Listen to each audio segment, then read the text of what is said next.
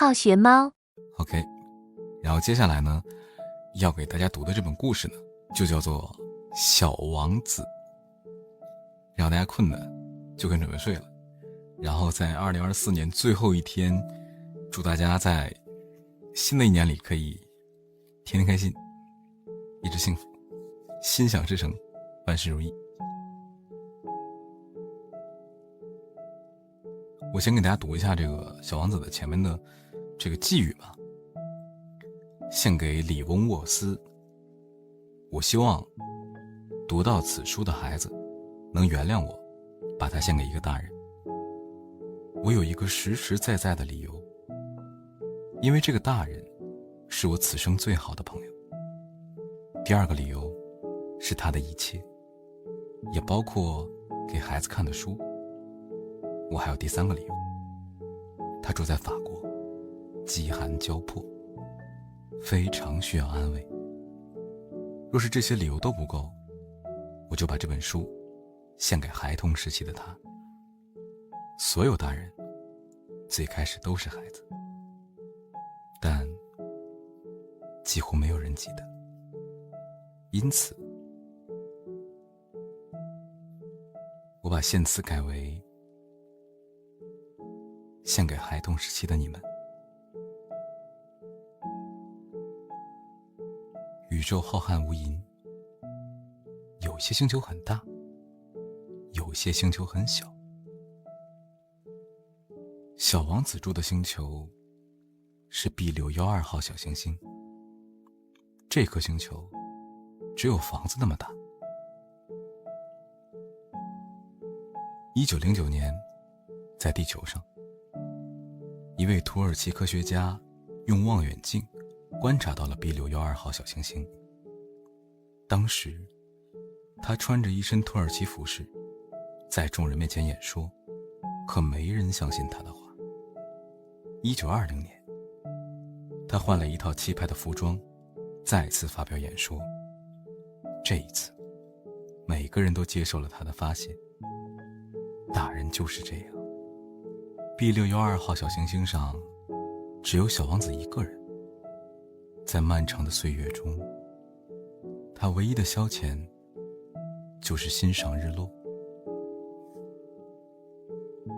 在某个日出的清晨，这颗星球上奇迹般的多了一位伙伴，一株臭美又傲娇的玫瑰。他精心挑选颜色，缓缓披上衣裳，一片片的调整好花瓣的位置，然后在日出的时刻突然出现了。玫瑰说：哎呀，我才刚起床，还没有洗漱呢。小王子说：你真漂亮啊。这株玫瑰敏感又脆弱，小王子对它呵护备至。玫瑰说：入夜后你要把我放进玻璃罩，这里太冷了，我住着很不习惯呢，我会着凉的。说完，他又咳嗽了几声。虽然小王子很爱护他，但很快产生了怀疑。他总是胡言乱语，时时刻刻折磨着小王子。有一天，他们聊到了他的刺。玫瑰说：我可不怕老虎和它的利爪，它要来就来。小王子说：我的星球上没有老虎，况且老虎也不吃草。玫瑰说：人家又不是草。抱歉，我才不怕老虎呢，但我讨厌风。小王子再也受不了玫瑰的胡话了，决定离开星球，去旅行。临走的那一天，他好好整理了星球，拔除了几株猴面包树的幼苗，略带伤感的给花浇了最后一次水。这一天，他甚至看了44次日落。据说，人难过的时候，就会爱上日落。小王子说：“再见了。”玫瑰说：“对不起，祝你幸福。”玫瑰咳嗽了，但这一次不是因为着凉。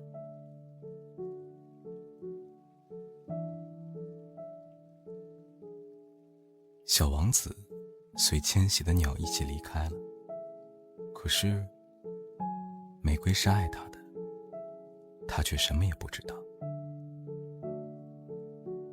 小王子旅行的第一颗星球是国王的星球。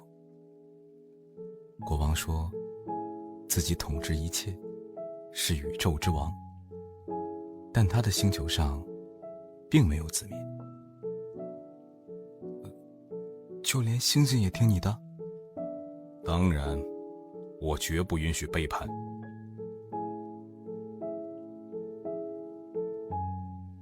国王的统治非常科学，他的权威总是建立在合理的基础上。这种权力让小王子惊奇，要是他也有这种权力，那每天就可以看无数次日落了。我想看日落，您能帮我吗？请命令太阳下山吧。你会看到日落的，但要依照科学的方式，等到合适的时机。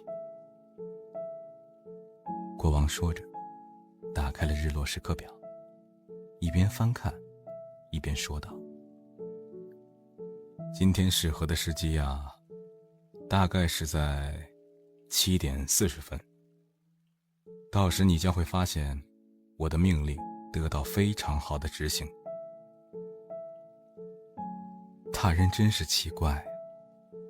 失落的小王子继续踏上旅程。第二颗星球上居住着虚荣者。在虚荣者看来，所有人都是他的崇拜者。崇拜他，就意味着承认他是世界上最优秀、最富裕、最聪慧的人。他渴望所有人的崇拜。你的帽子很有趣，这是用来致意的。当人群朝我欢呼时，我就挥舞它来表示感谢。帮帮我吧，请你崇拜我。我崇拜你。大人果然奇怪啊。小王子离开了虚荣者的星球。第三颗星球上住着一个酒鬼。他喝酒是为了忘记羞愧，而羞愧的原因正是因为喝酒。大人真是非常非常的奇怪啊。迷惑的小王子继续踏上旅程。第四颗星球上住着一个生意人。他总是忙忙碌碌，一刻也停不下来。他的生意是计算星星。你怎么能拥有星星呢？因为我管理他们，给他们编号，再把他们存进银行。小王子很疑惑。他拥有一朵玫瑰，每天都要给它浇水。生意人拥有5亿0162万2731颗星星，可他没有为星星做过任何事情，星星也不可能给他带来任何收益，他对星星来说完全没有用。大人确实非常古怪。小王子重新踏上旅程。第五颗星球上住着尽忠职守的掌灯人。这颗星球很小，一天只有1分钟。掌灯人却固守着日落点灯，日出熄灯的规定，连1分钟的休息都没有。你为什么不把灯熄灭呢？或者说，你为什么要把灯熄灭呢？这个是规定。那为什么又要点亮它呢？这个也是规定，没必要弄明白。小王子惋惜地踏上旅程，他喜欢这个星球，这里每24个小时都能看到1444次日落，只可惜太小，容不下2个人。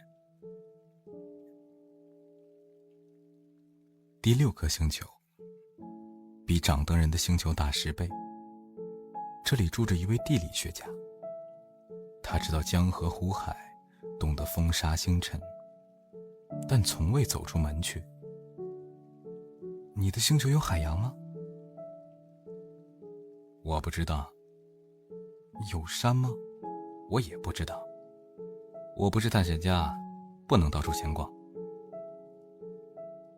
地理学家的工作是书写和记录。他给小王子推荐了一下下一站的目的地，一颗叫地球的星球。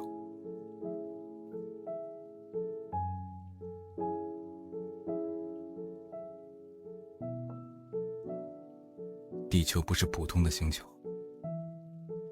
这里有111位国王，7000个地理学家，90万个生意人，750万个酒鬼，3亿1100万个虚荣者，也就是说，有21个大人。小王子来到地球，这里一个人也没有，只有一条月白色的蛇在沙地上扭动。他告诉小王子，这里是沙漠。你怎么会来这里的？我跟一朵玫瑰出不来。沙漠里有些孤单，这里一个人也没有。小王子不知道的是，即便在拥挤的人群里，也是一样孤独的。蛇缠在小王子的脚踝上，就像金色的脚环，它看上去是那么的神秘，因为拥有着全部的谜底。我跟你说啊，我碰过的人都必定会被送回来时的地方。如果有一天你特别想家，我可以帮你。小王子说，我明白你的意思。穿过沙漠时，除一朵无关紧要的花，小王子没有遇到任何人。请问哪里有人？人？几年前我倒是见过几个，他们随风而来，因为没有根，他们很苦恼。小王子爬上一座高山，做我的朋友吧，我很孤单。崇山间却只传来我很孤单，我很孤单的回响。小王子心想，这里的人真没想象力啊，他们总是重复别人说的话，他的玫瑰却总是先开口。离开高山，小王子来到铁道边，在这里他遇到一个调配火车的扳倒工，一列列火车在铁轨上呼啸而过。您在这里做什么？我在分送旅客，每一批都有上千人。旅客来来往往，对自己所处的地方，他们总是不满意。明明什么也不追逐，却总是匆匆忙忙地绕几圈子。他们不是呼呼大睡，就是哈欠连天。只有孩子会趴在车窗上朝外看。离开铁道，小王子来到城市，在这里他遇到一个卖止渴丸的商人，只要服下一颗止渴丸，就可以1个星期不喝水，每个星期可以节省53分钟。小王子很不解，要是有53分钟，他宁愿慢慢寻找一汪甘泉。在沙漠、群山和人类居住区逛了很久之后，小王子来到了一座玫瑰盛开的花园。这里有5000朵玫瑰，它们看上去很像他的花。小王子很伤心，那朵花曾经告诉过他，自己是宇宙里唯一的玫瑰。然而光是一个花园里，就有5000朵和他一模一样的玫瑰。小王子越想越伤心。就在这时，一只狐狸出现在了他身旁。做我的朋友，来跟我玩吧，我很难过。不行，我还没有被驯化。驯化是什么意思？它意味着创造关系。对我来说，你和别的孩子没什么不同。对你来说，我和其他的狐狸也没什么不同。我不需要你，而你也不需要我。但如果你驯化了我，我们就会相互需要，对于彼此都将成为独一无二的存在。如果你驯化了我，我的生活将充满色彩。小麦对我来说毫无用处，麦田也不会让我产生任何联想。但你的头发是金黄色的，小麦也是金黄色的。如果你驯化了我，看到它就会让我想起你，我就会爱上风吹麦浪的声音。让我驯化你吧，但我该怎么做呢？你要很有耐心，最好每天和我在相同的地方还有相同的时间见面。我们需要仪式，仪式能赋予事物全新的意义，它会让某个人变得与众不同，也会让某个时刻成为特别的时刻。驯化需要仪式。原来这就是驯化。那么我的玫瑰也驯化了我。虽然世间有成千上万朵玫瑰，但重要的东西用眼睛是看不见的。我为它付出过的时间与精力，倾听过它的抱怨与吹嘘。它是世上独一无二的玫瑰，我必须为它负责。小王子驯化了狐狸，转眼间他们就分别了。回到沙漠时，他遇到了一个飞行员。飞行员的飞机出了问题，他在沙漠中孤立无援。周围上千万里都是绵延的荒漠，剩下的水也只够喝1个星期。看见一个小孩子突然出现在沙漠里，飞行员惊讶极了。请你帮我画只绵羊。小王子立刻对飞行员说。6岁那年，飞行员想当画家的愿望就已经被大人打消。他什么也没画过，除了一只大人眼中的帽子。很抱歉啊，我不会画画。不要紧，帮我画只绵羊吧。于是飞行员画了唯一会画的帽子。我不要吞下大象的蟒蛇，我只要绵羊。这是第一次有人看懂了他的话。惊讶的飞行员只能动笔画绵羊，小王子却无论如何都不满意。画了第1只，小王子说，不要，这只绵羊已经变得很重了。画了第2只，这不是绵羊，这是公羊，它有2个角。飞行员不耐烦了，因为急着要把发动机拆下来，所以潦草地画了一幅，随手扔给了小王子。哎呀，这个是箱子，你想要的绵羊啊，就住在里面。让飞行员意外的是，这一次，小王子竟然满意的笑了。这正是我想要的，因为我住的地方非常小。小王子说，他的星球上有许多红面包树的种子，若没有及时拔除，红面包树就会越长越大。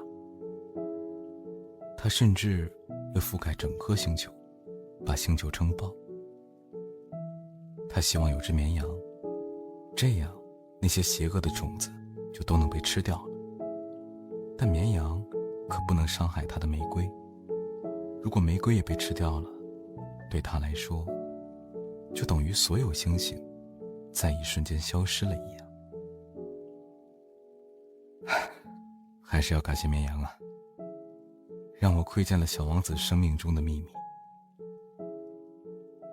飞行员心想，在沙漠滞留的7天，小王子跟飞行员讲了许多旅行见闻。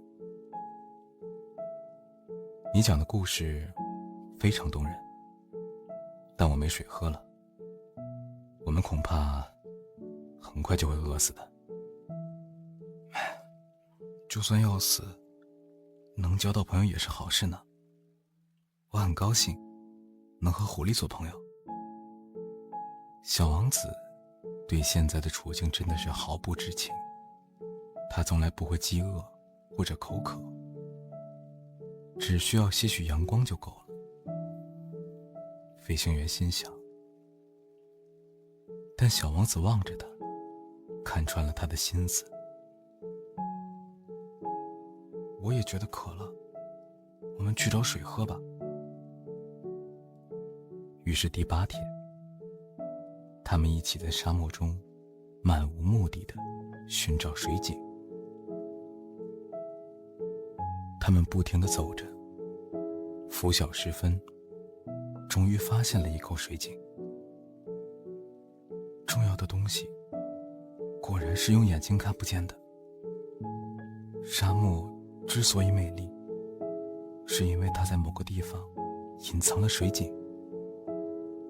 这水井来自2人星空下的寻觅和跋涉，就像礼物一般，合起来才如此的甘甜。你知道吗？我在地球上到明天就满1年了，我该回家了，回到玫瑰身边去。我必须为驯化的东西负责。我的玫瑰是那么的脆弱，那么的天真。你也终于把飞机修好了，你也可以回家了。最令飞行员感动的是小王子对一朵花的忠心，即便睡着了，玫瑰的模样也依然在他心中闪耀着，如同灯火一般，但用眼睛是看不见的，要用心去寻找。小王子哭了，想到今后再也听不到他的笑声，飞行员也落下了眼泪。对我来说，他的笑声就像沙漠里的甘泉，如果被驯化了，就必定会流泪吧。重要的东西用眼睛是看不见的，就像星星对不同的人来说有着不同的意义。对普通人来说，它们是细碎的光亮；对学者来说，它们是研究和观测的课题；对生意人来说，它们是存在银行里的数字。但如果你爱上星球上的一朵花，当你仰望星空时，就会觉得夜空那么美妙，所有星星都开满了鲜花。回到星球上的小王子一定会幸福。对于飞行员来说，仰望夜空时，星星就仿佛都在笑一样，就像他拥有了许多会笑的铃铛。小王子要回家了，但路途漫漫，他无法带着沉重的躯壳回到来处。回到来处只有一个方法，那条月白色的蛇再次出现在沙地上。小王子没有动，也没有叫喊。沙漠一片空寂，地上只有沙子。小王子就这样走了，什么也没有留下。麦田和星星却因为某种看不见的东西而美丽着，而大人是不会明白的。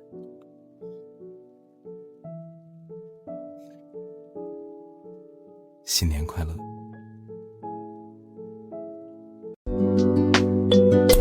好学猫